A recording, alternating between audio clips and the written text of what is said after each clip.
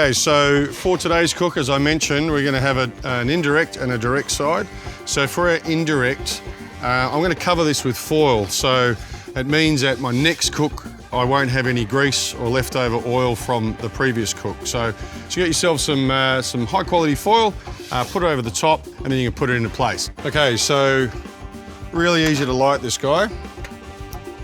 We've got a pretty much empty bowl here. So in goes our lump. I'm actually going to put the lump more to the side where the direct grilling is going to happen. So what that means is I can set this up while it's all cold. I can set it up for what I need. And then when it comes time to move it from the indirect side to the direct side, I don't really have to do much at all in the way of touching hot grills or hot deflector plates.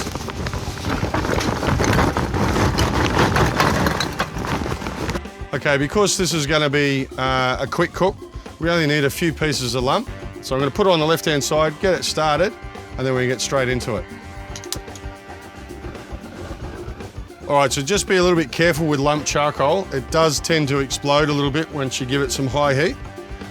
So just be a little bit careful you're not on an expensive deck or you're not too close to it, because I've had this stuff in my eye before and it's not pretty.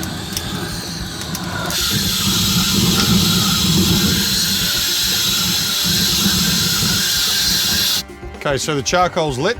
It's pretty much all alight. Now we're just going to install the deflector plate. Put a little bit of pecan in there. So one chunk's probably enough actually. I've got the charcoal on the left, so I'm going to put the deflector on the right. Now I am going to put this one down nice and low, so when I'm searing I have high heat, because I don't want it on there for very long. I just want to get the fat done nice and quick so I don't keep cooking the meat.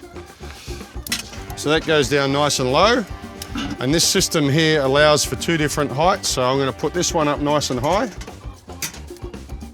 and that's pretty much set now. So we'll just lower the lid.